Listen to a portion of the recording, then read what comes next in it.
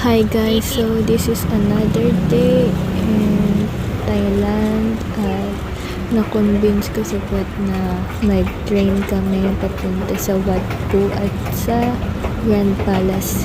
Tapos nag-research lang ako sa TikTok at sa Google kung paano pumunta via train kasi mas mabilis. Tapos eto na, ang ganda niya guys.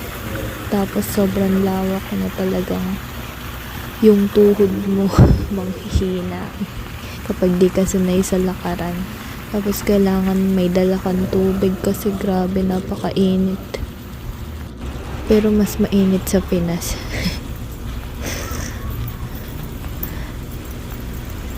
O parehas lang siguro. Ayun ko basta ang init. Tagaktak pawis namin nanghihina na yung kasama ko dyan. Kakarating lang namin, gusto na umuwi. So, init na init. Tapos nagpicture kami dyan. Ang ganda dyan. Ang aga pa niyan, siguro mga 10 AM siguro to open na. And basta dumiretso kami dyan after namin mag-almusal. Tapos lakad lang ng lakad. Ayan yung mga daming Buddha. Legit ko yung gold yan. Ko alam.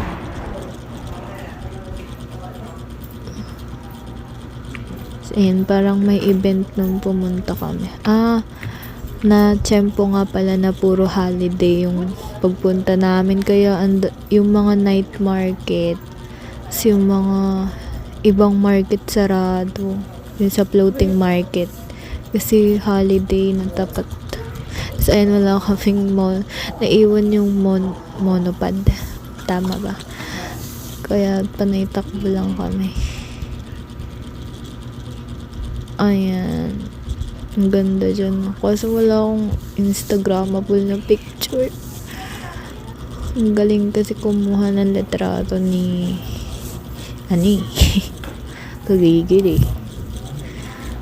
Yan. Nahilo na ba kayo guys?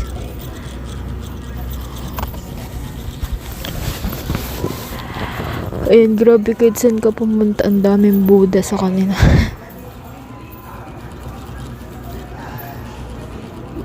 Parang sobrang religious nila. Tapos yung mga temple ang gaganda, tapos ang lalaki, grabe.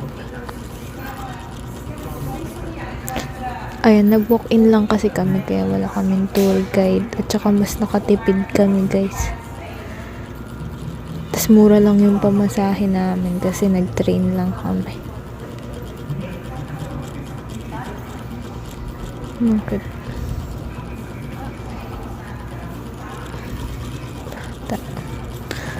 Ayun, grabe, napakalawak niyan. Uy.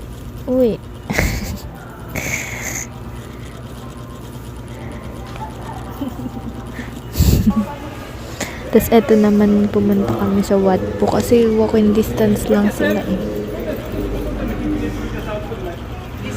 Naglakad lang kami. Ayun, napakalaki at sa kahaba ng Wat Phu, grabe. Ayun yung maganda pag may tour guide ka kasi may taga-picture sa inyo. Kami kasi sabi ko huwag na mag-tour guide. Wala, stupid. Tapos merong security dyan yun na nag-picture sa ayan. Ay, holiday kasi yan.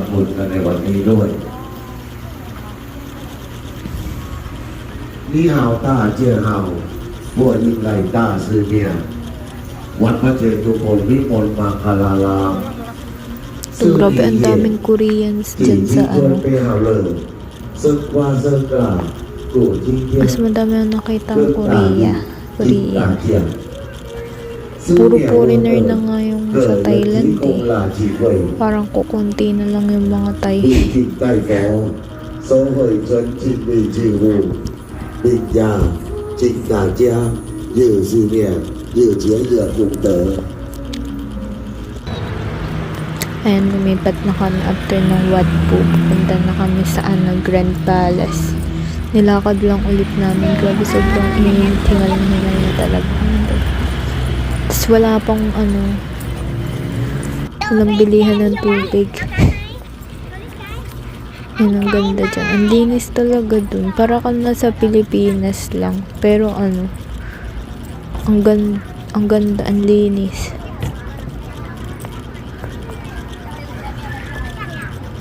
And mga Koreans. Diyan talaga sobrang dami mga Korean. Pupunta.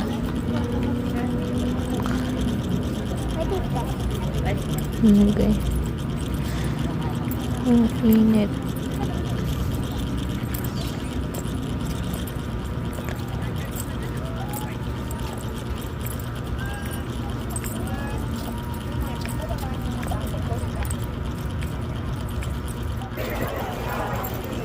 Yun sa loob, ang ganda. Parang 500 baht yata per person dito.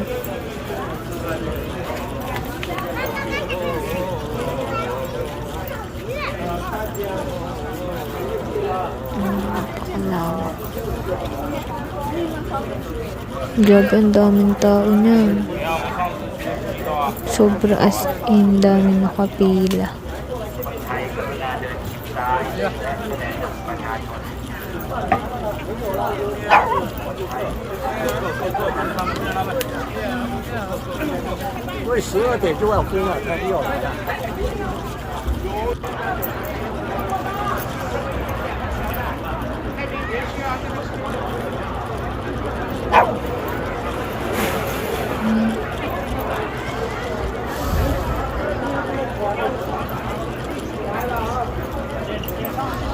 Picture kami dyan pero secret na.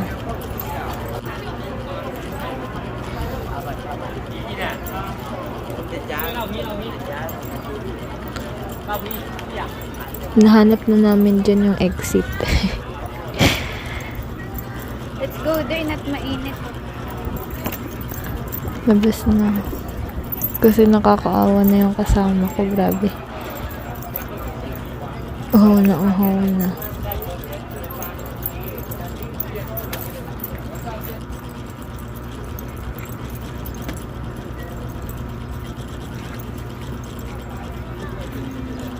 Oopsie. May pants.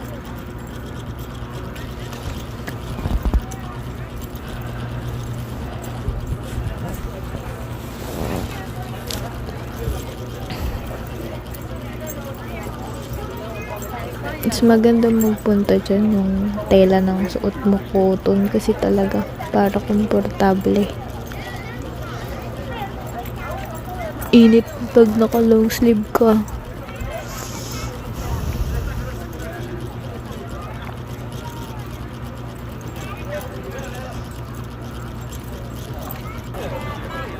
Ayan, palabas na kami.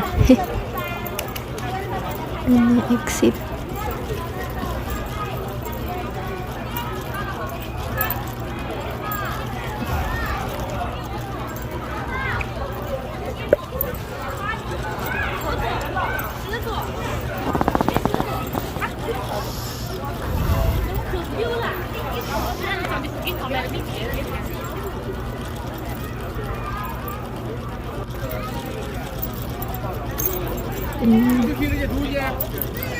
Yan guys, puro Koreans yan eh.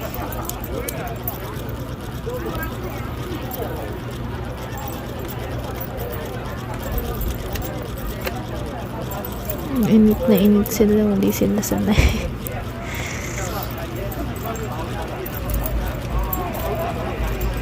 Tsaka yung mga Koreans, grabe yung suot nila, naka long sleeve